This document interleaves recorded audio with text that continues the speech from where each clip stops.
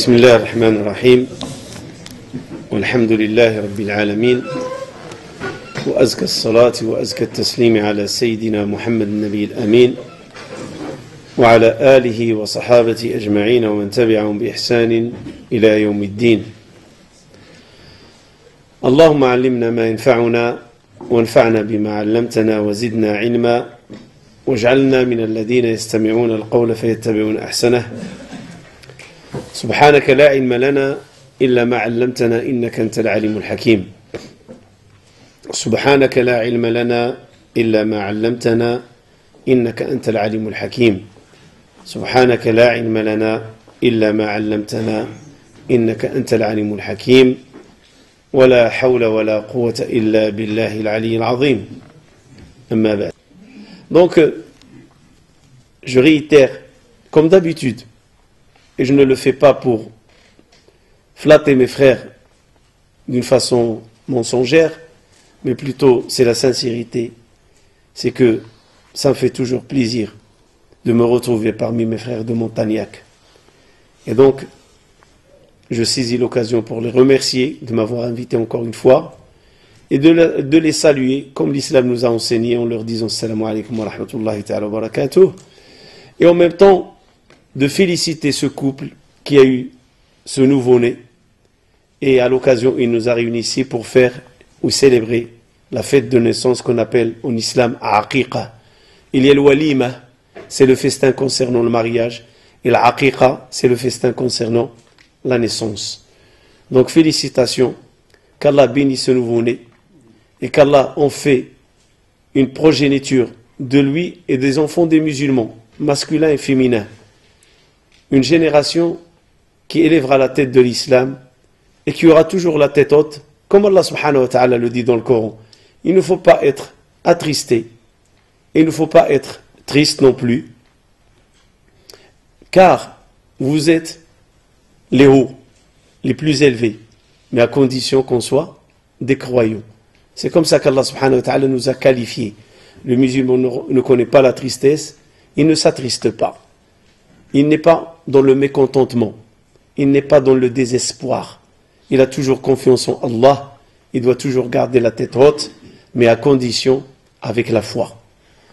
De deux, aussi jeudi dernier, j'étais présent encore une fois à Montagnac, suite à l'appel de mes frères, pour pouvoir visiter le terrain qu'Allah vous a comblé avec. C'est la générosité d'Allah subhanahu wa ta'ala. Voilà la communauté de Montagnac. C'est une petite communauté de, je ne crois pas que ça arrive à une centaine de familles, mais depuis les années 80, ils sont attachés à la mosquée et ils ont un petit local. Mais quand on est dans la sincérité et dans la détermination, Allah subhanahu wa ta'ala nous facilite le sentier et nous facilite l'itinéraire. Alors, voilà aujourd'hui, les frères de Montagnac sont arrivés avec les sœurs de Montagnac. C'est vrai que chaque occasion où je me suis présenté, c'est toujours avec les frères. Mais Inch'Allah, dans le peu de temps, si Allah nous donne longue vie, il y aura aussi des sœurs. Parce que ce local, il rassemblera Inch'Allah les deux, les frères et les sœurs. Et c'est ça le but. L'enseignement ne peut se parachever, il ne peut être parfait tant qu'il n'y a pas l'effort des deux qui se rejoignent, l'homme et la femme. Donc félicitations pour ce local qui est fait pour réunir, qui est fait pour enseigner, et je peux dire que c'est un aboutissement après tant d'années de labour, tant d'années de patience.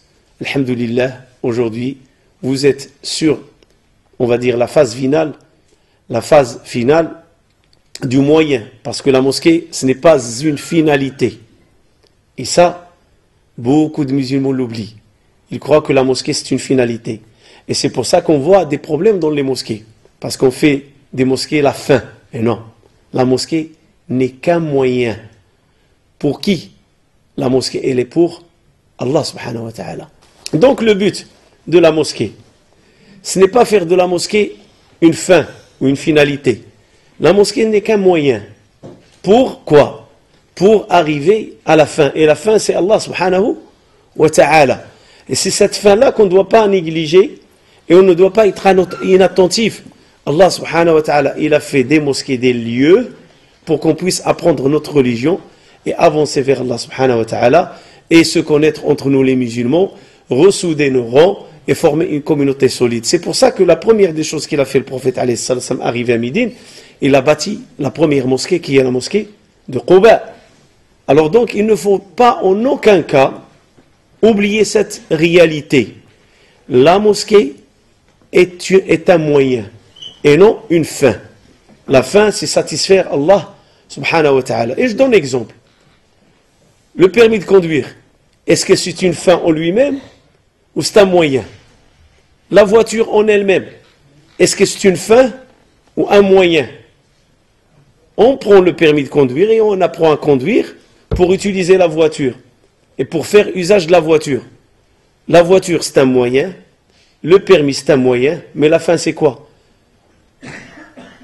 Exploiter ou investir plutôt la voiture dans les tâches, les visites familiales, aller à mon travail, faire des commissions, être au service de mon foyer, aller visiter les malades, rendre service à des gens de la communauté. C'est ça le but.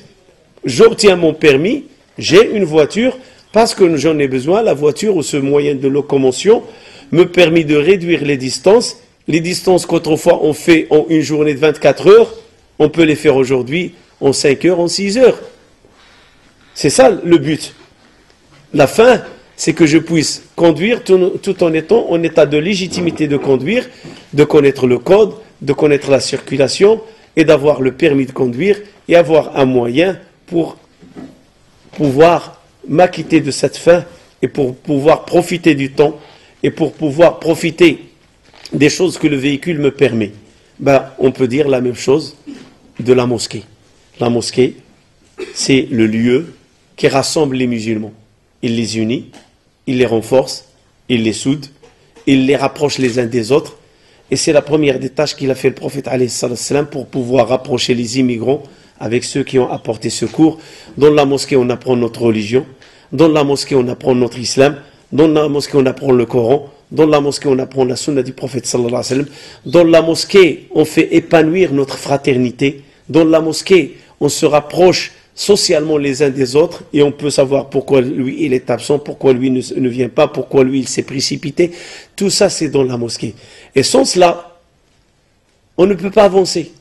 Cette communauté, la communauté musulmane, pour être plus explicite, elle est condamnée à faire avec les mosquées. Elle ne peut pas faire avec autre chose. Ça fait partie de sa réalité et de sa nature. Et c'est pour ça qu'à travers l'histoire de l'islam, chaque fois qu'on a vu des universités, l'université de Qarawiyyin, l'université de Zaytouna, l'université de l'Azhar, l'université de Gourdo, toutes ces universités, ils avaient une qualité. Ils avaient une mosquée. L'université de Qarawiyyin, mosquée de Qarawiyyin. L'université de Zaytouna, mosquée de Zaytouna. L'université de l'Azhar, mosquée de l'Azhar. Toute université qui enseigne la religion, elle avait en parallèle une mosquée. Et toute mosquée, elle avait en parallèle la science. Ce sont deux choses qui vont en ligne droite, l'un à côté de l'autre. On peut dire deux lignes parallèles qui ne se détachent pas. Et jusqu'à la fin. Et c'est pour ça que la mosquée, elle est très importante dans notre religion, parce qu'il nous permet d'arriver à des fins et de réaliser certaines fins. Donc la mosquée est une finalité ou un moyen? On doit se mettre d'accord. C'est un moyen. Il réunit les musulmans, il renforce le rangé, et la finalité c'est quoi? C'est Allah subhanahu wa ta'ala. C'est ça la finalité dans l'islam. Donc je suis venu la semaine passée, et les frères ils m'ont soulevé un problème concernant la Qibla, et j'en profite pour parler à la jeunesse, parce qu'il peut participer d'une façon indirecte à la problématique en la soulevant, et après, quand on veut résoudre le problème, on se trouve coincé, on n'arrive pas à le résoudre. Parce qu'aujourd'hui, on est inondé de technologie, des téléphones. Quand tu le poses maintenant sur la table, il va te définir le Qibla automatiquement. C'est commercial, mais il faut savoir une chose, c'est pas homologué. Ces téléphones, religieusement, ils ne sont pas homologués, c'est-à-dire il n'y a pas une reconnaissance d'un institut musulman de savon. Il faut savoir ça. Et maintenant, on fait beaucoup de fitna avec ces téléphones.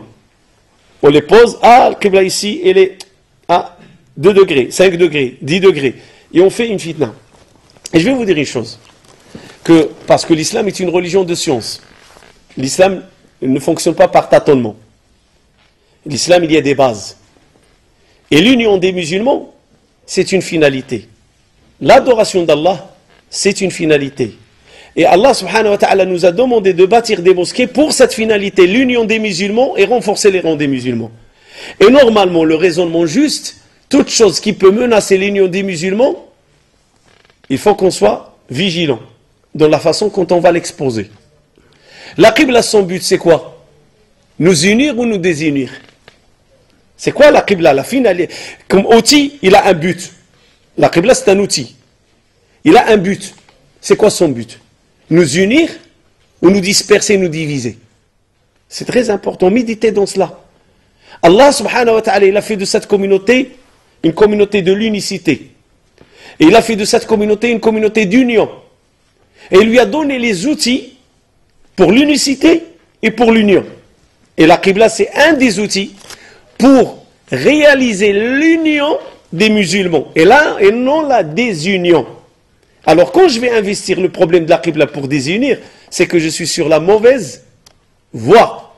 Parce que les mosquées et la qibla, et Allah subhanahu wa ta'ala, il l'a dit explicitement dans le Coran, la mère des cités, c'est quoi? C'est Mecca, la mère des cités. C'est-à-dire quand on regarde la terre, et la terre n'est pas ronde comme qu'on vous la présente, la terre elle est inclinée. Et les savants l'ont mesurée pour déceler et définir la cité centre de la terre. C'est vrai que quand on a le fanatisme national, les Français, ils ont dit la France, et les Parisiens, ils ont dit Paris. Vous voyez, c'est vrai, il y a certains Parisiens qui ont dit la tour Eiffel, elle représente le centre de la terre. Allah subhanahu wa ta'ala dans le Coran nous dit, le centre de la terre c'est Mecca. Et c'est mesuré, c'est calculé, vous pouvez retourner dans l'internet. Il y a des recherches qui ont été faites par des non-musulmans qui ont prouvé que Mecca, elle représente le centre de la terre. Et Allah le dit dans le Coran, al-Qura. Pourquoi? Parce qu'il a voulu que ceux qui vont croire en lui, et ils vont l'adorer, s'orientent vers la mère des cités, qui est Mecca. Et la première mosquée construite, c'est Mecca. Donc Allah subhanahu wa ta'ala, il a fait en sorte que cette communauté, la communauté musulmane, pour qu'elle s'unisse, un seul prophète, un seul Dieu, une seule qibla, ce sont des éléments qui font des musulmans l'union et leur facilitent l'union. Alors maintenant, quand on investit les outils de l'union pour la divergence, c'est qu'on n'a pas compris encore c'est quoi le but de l'islam, qu'est-ce qu'il attend l'islam de nous et qu'est-ce qu'elle attend cette religion de nous. Et ça attend de nous qu'on soit unis. Ceci est très important. Donc, quand on soulève le problème de la qibla, il ne faut pas le soulever avec des téléphones, comme ça. Il ne faut pas. Parce que d'abord, il faut savoir. Moi, je ne remets pas la technologie en question. Loin de là. Je reconnais cette technologie. Mais quand cette technologie devient un outil de division, là, il y a un danger. Il y a une sonnette d'alarme qu'il faut tirer pour qu'on dise stop, on arrête. Il y a un problème qui est soulevé. Donc, alors, il ne faut pas qu'on inverse les rôles. Il faut qu'on reste et qu'on définisse à chaque chose le rôle qui lui a été donné. La qibla, il fait partie des choses avec laquelle c'est un outil. Mais j'aimerais vous soulever une question juridique, je l'ai dit en arabe et je vais la réitérer en français. Tout ce qui est condition pour la validité d'un acte de religion, les conditions ne sont pas une chose fatale. C'est-à-dire, il faut que je réalise la condition pour réaliser l'acte. L'acte, certes, il dépend des conditions, mais à un certain moment, il peut y avoir une séparation, une rupture entre l'acte et la condition pour des raisons. Je vous donne un exemple. Une personne en prison. On lui a retiré ses habits. Et autour de lui, il n'y a pas ni de la terre, ni pour faire ses ablutions. Et il ne connaît pas le qibla. Et c'est l'heure de la prière. Il sait que c'est l'heure de la prière. Il doit prier. Mettez-vous dans cette cas. Elle est toute nue. Elle n'a pas d'ablution. Ni pour faire les toilettes ou la lotion pulvérale, c'est-à-dire tayammum. et ni pour définir la qibla. Voilà 4 conditions indispensables pour s'acquitter de la prière.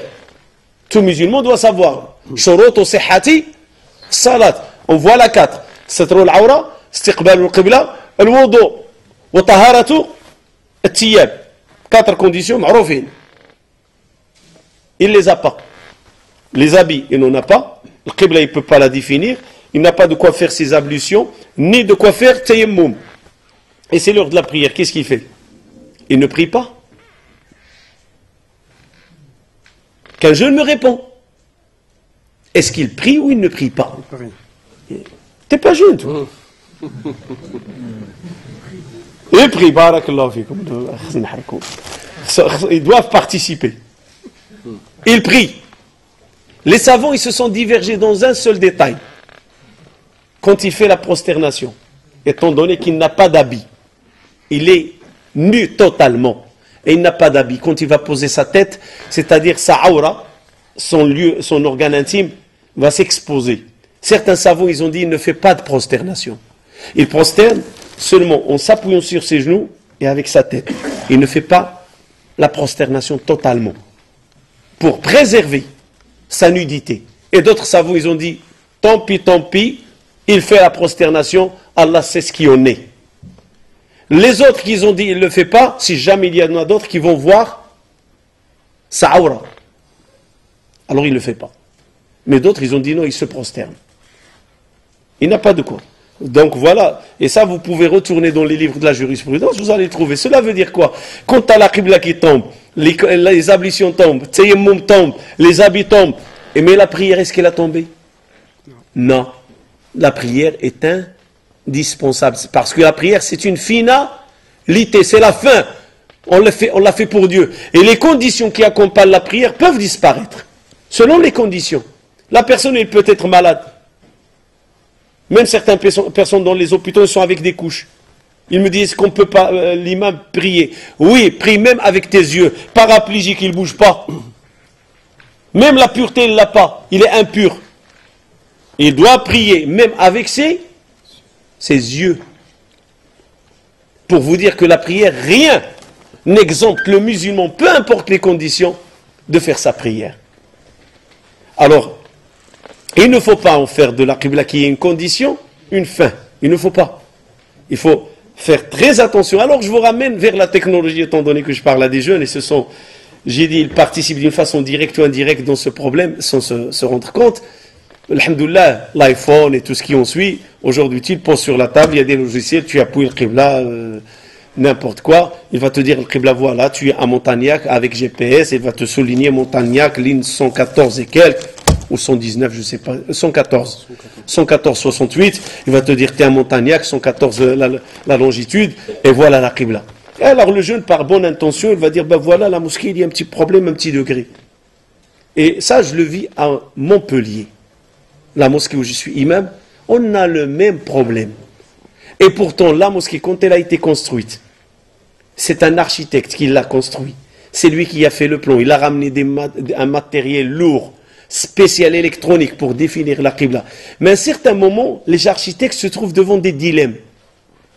Soit que je fixe la qibla à 100%, comme ça j'évite tout polémique, mais je vais déformer le plan. Je ne vais pas exploiter l'espace et je ne vais pas avoir un bon projet finalisé comme il faut. Il va être une mosquée faussaire, une mosquée par exemple dont le rectangle ne va pas être parfait.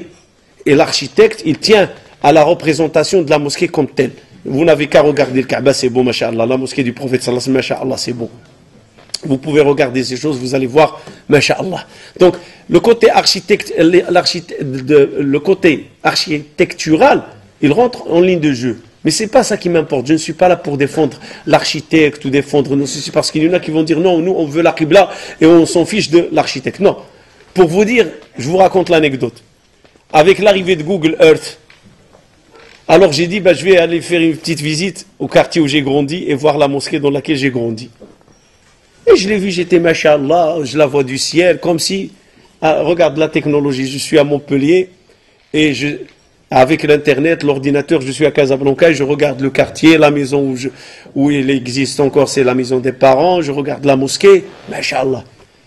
Et quand j'ai parlé à un frère, il m'a dit, il y a un logiciel qui s'appelle Locator, L-O-C-A-T-O-R, Qibla. Il m'a dit, tu peux même voir la Qibla un peu dans le monde entier, il te donne une ligne rouge qui te oriente vers Mecca. Je dis, Wallah, je vais l'appliquer sur la mosquée. J'ai appliqué sur la mosquée, j'ai vu vraiment qu'il y a un petit penchant, on va dire un angle 2. Et je l'ai fait sur la mosquée dans laquelle j'ai grandi. Catastrophe. Croyez-moi, si on veut être des têtus, et mettre la Qibla, on est appelé à détruire la mosquée. Ou carrément changer les rangées. C'est-à-dire la mosquée, on priait comme ça, et la Qibla est comme ça. Pourquoi? Parce qu'autrefois, les gens, quand ils définissaient la Qibla, il n'y avait pas cette technologie. Il y avait le lever du soleil. Du côté ouest de Mecca, ils regardent le lever du soleil. Du côté est de Mecca, ils regardent le coucher du soleil.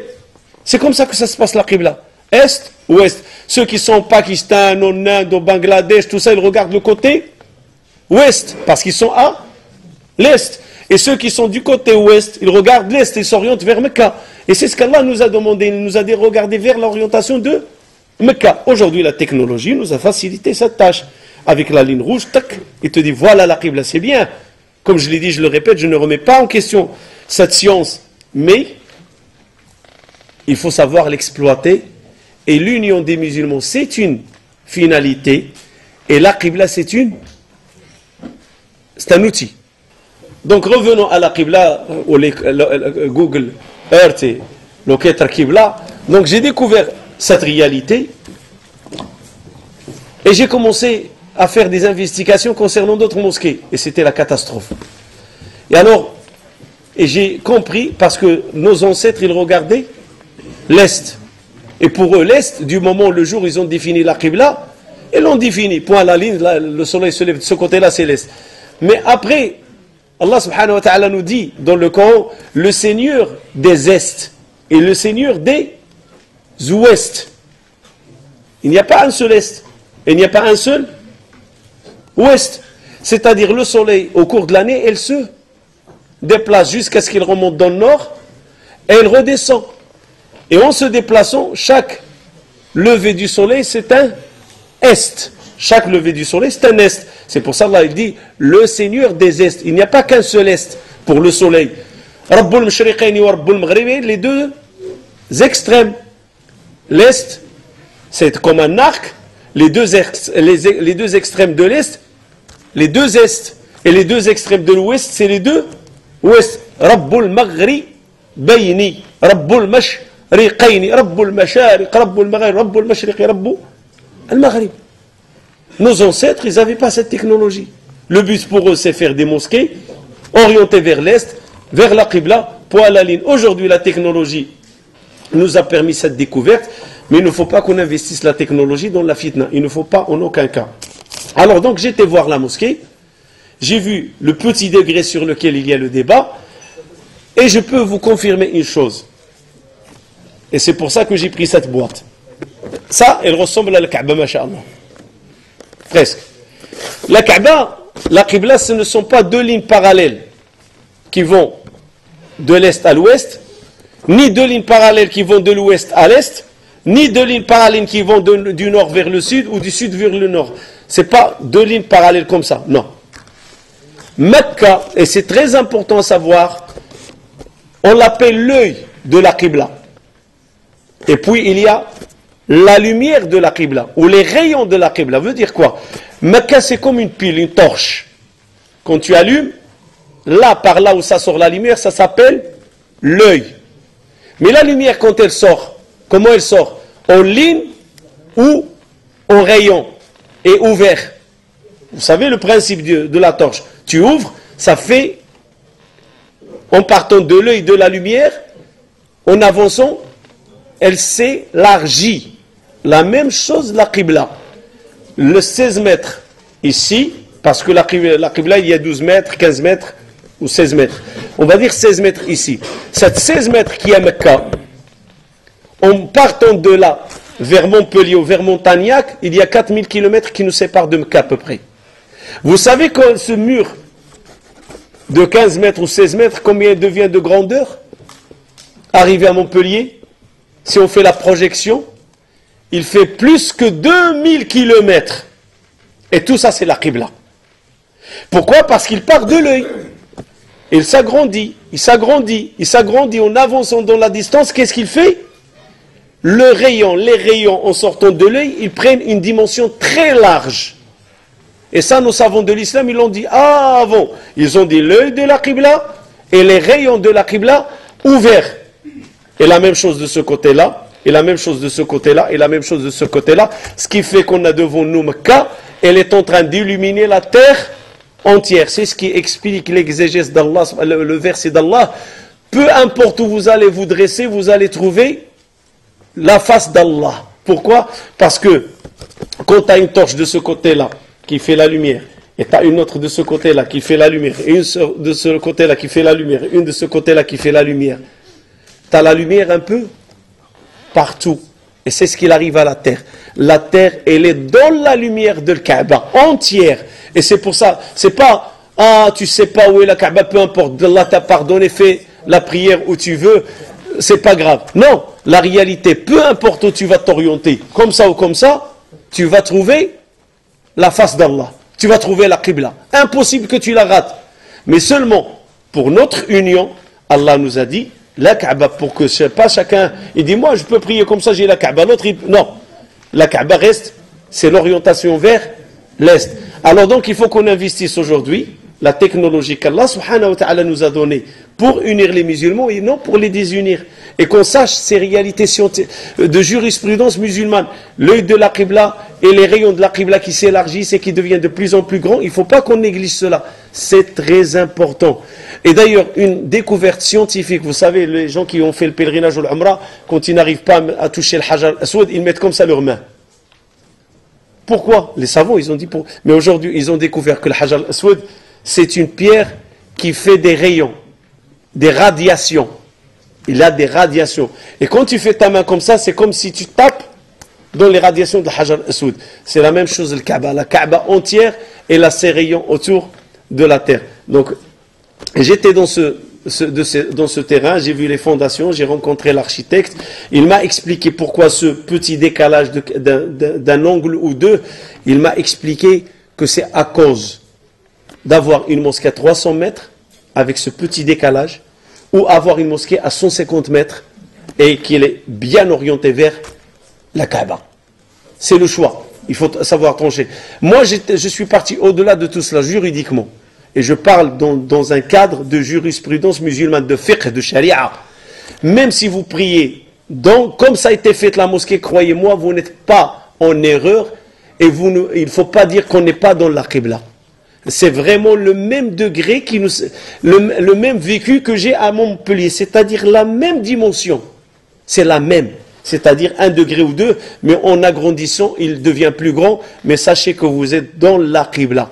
Et n'oubliez pas les finalités, je tiens à le souligner. L'union des musulmans, la force des musulmans, faire une mosquée pour enseigner nos enfants. Et sachez que cette mosquée-là, il ne va pas être que pour les gens de Montagnac. Vous avez Metz de l'autre côté, Metz. Et vous avez Poulon, vous avez d'autres villages. Ils ne viennent pas aujourd'hui prier avec vous parce qu'ils savent que votre mosquée ici, elle est petite. Mais quand vous aurez une mosquée de 300 mètres carrés, croyez-moi, il va rassembler, masha'Allah. سبحان ربك رب العزة عما يصفون وسلام على المرسلين والحمد لله رب العالمين